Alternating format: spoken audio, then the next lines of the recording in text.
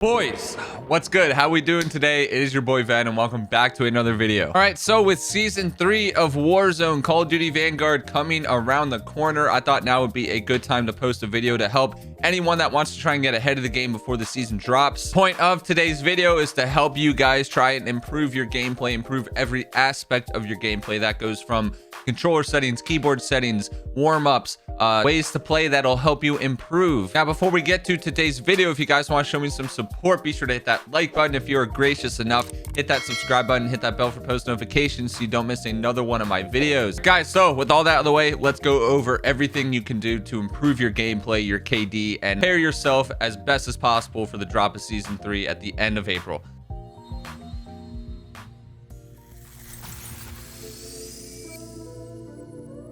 All right, guys, so before we actually get into some of the in-game stuff, I want to go over some controller keyboard recommendations. Comfortability of what you are playing with really affects your gameplay, so you always got to make sure if you're using a controller, if you're using a keyboard, that it feels really good to you. Now, I personally use a SCUF controller, a SCUF Instinct. It's the Xbox Series X SCUF controller. This controller is really nice. I love it. It feels really good in the hands, and having the back paddles really helps a lot. If you haven't tried any sort of pro gaming controller with back paddles, I highly suggest it. And we'll get more into that later with some of the movement stuff, but having these back paddles, especially if you don't play claw or anything like that, will really help your gameplay out. If you're interested on trying to get a pro controller, either check SCUF out. There's other stuff like Battle Beaver, which is really good, but if you want to try and become a serious player, having one of these controllers is pretty necessary. Now, to go along with these pro controllers, I also use these things called Control Freaks, which let you give a higher input on your thumbstick so that you can have more precise aiming. It's really helpful. They're not that expensive at all. They're like $10 or $15, but I definitely suggest trying it out. I'll leave the link for these Control Freaks in the description below, as well, a link to some pro controller sites. Now, when it comes to keyboards, I'm currently not playing Warzone on keyboard. I did a while ago. I play other games on keyboard, but in terms of keyboards, my favorite is definitely the Ducky keyboard. Ducky keyboards became really popular during Fortnite because people like Tfue were using them. This is one that I have right here. It's got red MX cherries, so it has a super smooth press. If you're looking into getting a gaming keyboard, definitely recommend getting MX cherries. It's super smooth. It's best for FPS games. And if you are a player that plays on a low sensitivity on mouse and keyboard, definitely get a smaller keyboard like this, or like a 60% keyboard or a 10 keyless keyboard. It'll really help you save space on your desk and allow for bigger mouse movements. All right, so now it's time to hop in game and go over some settings, ways you can warm up, all that jazz. Let's get into it. All right, guys, so we're going to go over some important settings to have in game that will help your gameplay out in every single way, shape, or form. So we're going to go over some graphics settings and then go over some important settings with the controller and mouse and keyboard. But first, we're going to go over the graphics. Just going to scroll down, and if you guys need to pause the video, take a screenshot, whatever, do that. I'm just going to scroll through my settings real quick so you guys can see them. So let's do it.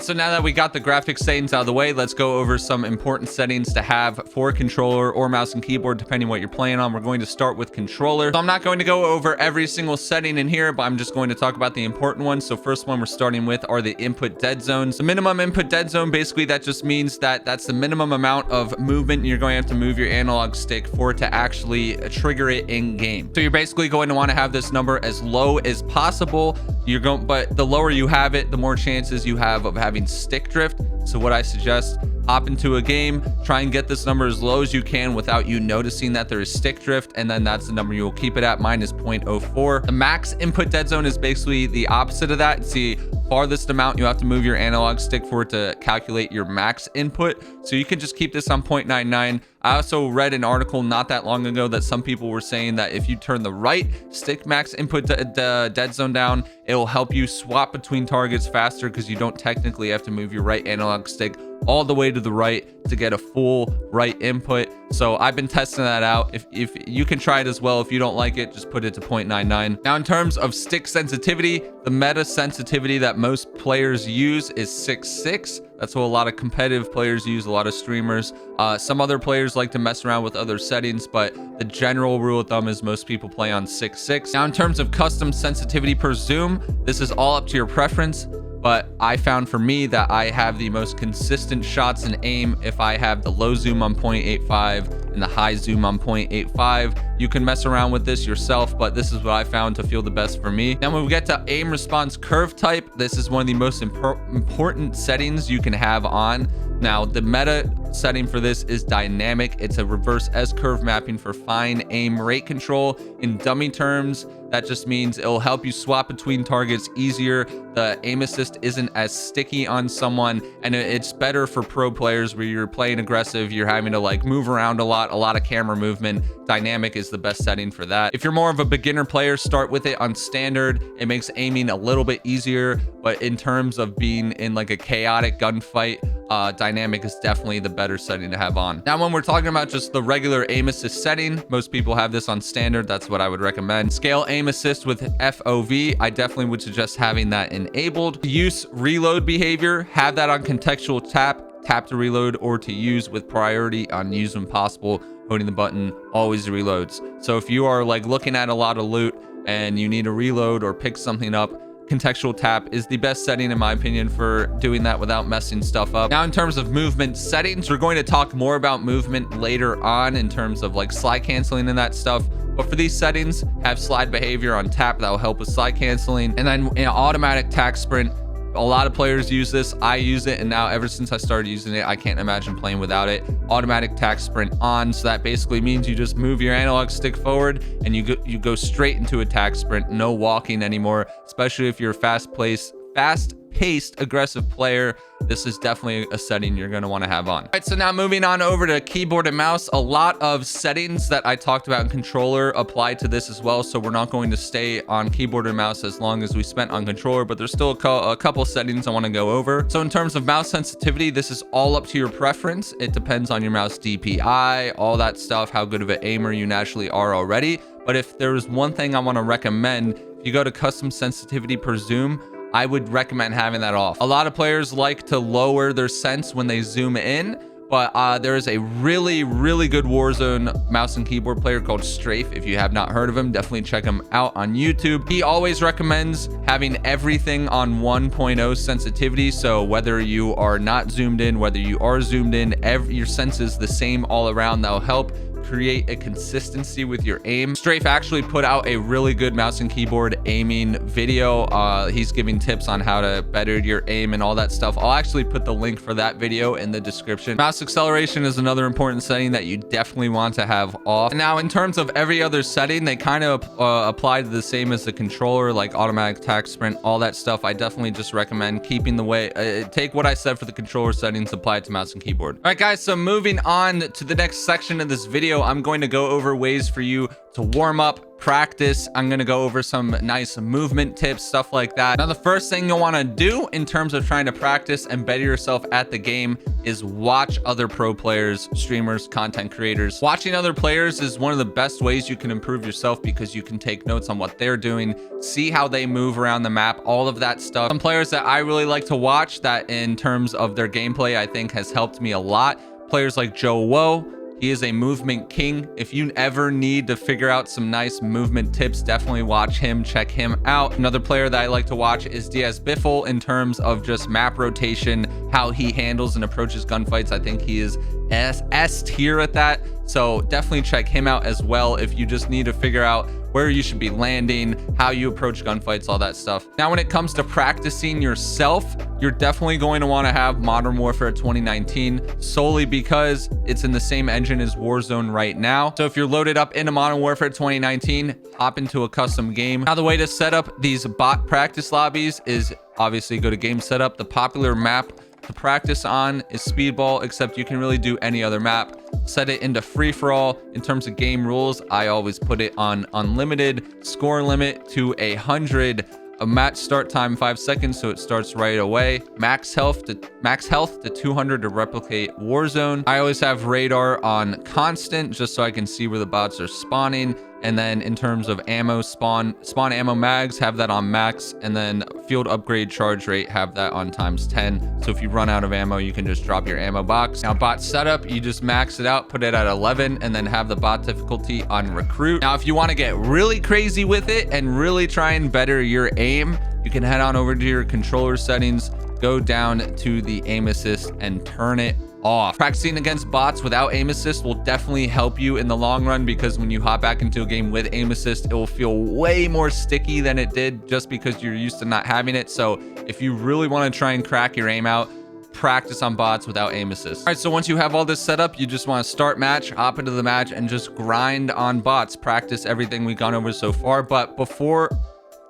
But I'm not going to go into a bot lobby. I want to talk about some movement tips for you to know, so that when you practice against these bots, you can at the same time practice these movement tips. All right, guys, so we're going to go over some little movement tips that will definitely help you out in Warzone. These are kind of like meta movement strats that a lot of pro players and streamers use. So obviously I'm doing it right now. The first thing we're going to go over is slide canceling. What slide canceling is, the whole point of it, the original reason was, and you have this tack sprint, right? That's faster than the normal sprint. If you do it for too long, you'll eventually go back into this normal sprint. The point of slide canceling is to refresh that tack sprint. So hypothetically, you can just keep tack sprinting the entire time and you will never run out of it. So the way that you do this is you tack sprint for a little bit, and then when you slide cancel, see, it takes you right back into a tack sprint. So the way that you slide cancel, it's in terms of the buttons you're pressing, it will be BBA. BBA, and you kind of got to do it a little fast. So if you see it in motion, I'll try and say it out loud as I press it. BBA, BBA. Now you're not going to want to spam it. Like if you try and spam it in a row, it might not work all the time. The point of it is to do it every like 1.5 to 2 seconds, just to keep your tack sprint refreshed. This is where having these paddles on the back of the controller will really help, because all I'm doing, BBA, BBA, BBA. I don't have to take my thumbs off the analog stick, and it will really help in the middle of gunfights, because I'll be able to keep my right finger on the analog stick. Now, an advanced slide cancel that you can do, that some people like doing, and especially if you're in a gunfight, this will help you from getting shot because your character will be moving all over the place on their screen, is to do a jump slide cancel. Now, the way I like to do this is I like to do 2 slide cancels and then a jump slide cancel, rinse and repeat like this.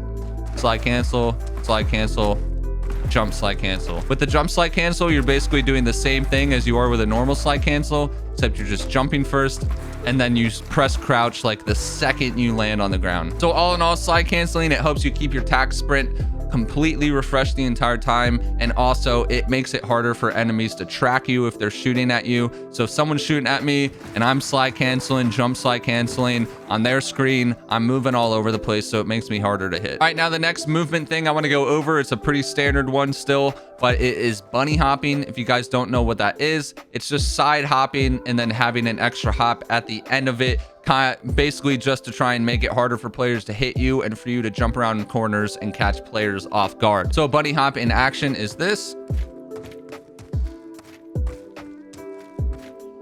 Now it looks pretty simple, but from an enemy's perspective, it actually helps you out a ton, because as you're hopping, if they're trying to hit you in the head, your body's going up and down, so they're not going to be hitting all upper body shots. They might get a few lower body shots, so it helps you get an advantage on your player if you're bunny hopping and you're able to hit all upper body shots. Now the way that you do bunny hop, it's pretty simple. Basically, you want to go into a tack sprint. It doesn't have to be a tack sprint, but that gives you the best outcome. Tack sprint, jump, and obviously when you're jumping midair, you want to turn and like pretend like you're about to aim at an enemy. Jump, turn, and then the second you're going to hit the ground, you want to tap, jump again. So you're basically just tapping A twice, but you got to time it perfectly. If you do it too early or too late, you kind of will just land on the ground and not even jump at all. It definitely takes practicing, getting used to. You just kind of got to feel the timing on when to press jump. And especially say like there's a guy around the corner of this wall. If I want to catch him off guard, you just run, jump into a bunny hop, and then as you're bunny hopping, you can just start shooting him. He won't be expecting it. It will catch him off guard. And this kind of goes into what I was going to talk to next, and that is breaking players' cameras. What that basically means is that since everyone isn't on the same internet connection speed, sometimes from their perspective, your character model will not load onto their screen as fast as you are seeing it through your point of view. Now, I know that sounds a little bit confusing, but what that basically means is, so let's go back to this scenario. There's a guy on the other side of this wall, like standing right here, looking here. He knows I'm over here on the other side of the wall. If I jump out, bunny hop or whatever, depending on our internet speeds, if I jump out, I will get to see him a slight millisecond before he sees me. Technically, that's what called breaking the camera is, and it will allow you to get first shots on the player. Breaking people's cameras is a really popular thing pro players like to do in Warzone now. It helps win gunfights, and especially if you know someone's camping, you can try and break their camera by jumping around a corner really fast, going into a bunny hop, or sliding around a corner. So just always keep that in mind. If you're in the middle of a gunfight and you can try and like juke your opponent out, always think in the back of your head, maybe I can break their camera, catch them off guard, all that stuff. Once you get the hang of it, it becomes pretty easy, pretty natural to do. And then the next step is trying to do it in the middle of a gunfight. I still struggle with that sometimes. Sometimes I'll just forget about it because I'm stressed out. But if you perform a successful bunny hop on a player in a real gunfight, it almost always catches them off guard. Now, the last movement thing I want to go over, that is kind of a general movement thing at this point, is snaking, or even just like checking your surroundings while you're in the middle of something. So what snaking basically is that if you're behind cover like this, if you're fighting an enemy, say like he's behind that cover, I want to try and keep my head out of view as much as possible for him. So basically you are just crouching and going up, going back and forward like this. Now from his perspective, he will just keep seeing my head pop up every once in a while. But from our perspective, we get to see much more than he actually does. So if you're in a tense situation and there's a guy beaming you, you can try and snake him out and then just get easy shots on him every time you peek. And this also kind of leads into what I was saying about checking your surroundings. So say you have your armor broken, right? And you need to plate up, but you know there's a guy that's looking at you, or he might be coming towards you. So as you're plating up, always just say you're laying down behind here, always like peek up every once in a while you're plating, so you get information. You can see where he's going, what he's going to do. You don't just want to lay down behind here and plate up, because you won't know what he's doing, you won't know where he's going. So even if you just peek every once in a while, he really won't be able to get a shot on you unless he's the most cracked player in the game. So always just remember, if you're in a tight spot or you're plating up, always be trying to get information. Don't just lay down behind cover or that kind of stuff. All right, guys, so the next thing we are going to talk about are ways to boost your confidence even more after you've already practiced against bots, all that stuff. So if you want to gain more confidence but play against real players, I highly suggest trying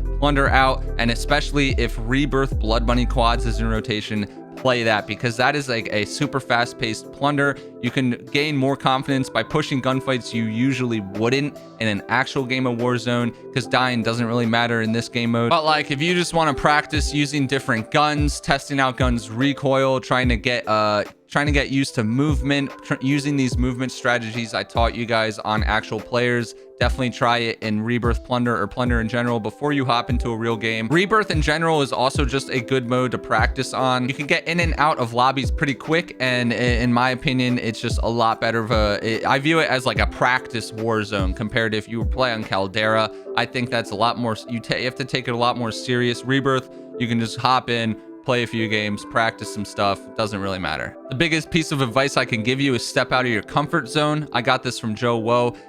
You're not going to improve as a player if you keep playing the same way that you always do. You're learning these new movement strategies. You're learning how to control gun recoil better. Now you're going to want to put that to use and try and get better at it. So you're going to want to push gunfights you usually wouldn't push. Like say you see 3 people in the distance and you don't want to go after them by yourself. Well, you might just want to, because hey, you could end up winning the gunfight. If you don't, you'll learn from what you did, from the mistakes you did. And if you don't end up pushing that fight, you won't learn anything, you won't get better. It might mean you have to die on drop or just die on repeat a few games in a row. But if you just play it safe and keep playing the same way you always do, you won't get any better at the game. Also, a big thing that I like to do is I take notes on what I did wrong whenever I die. Like if I die a stupid death or something like that, I always try and figure out, what did I do wrong? What can I do next time to prevent this from happening if I run into this same exact situation? You really just gotta hold yourself accountable. And if you do all this, you will improve at this game in no time.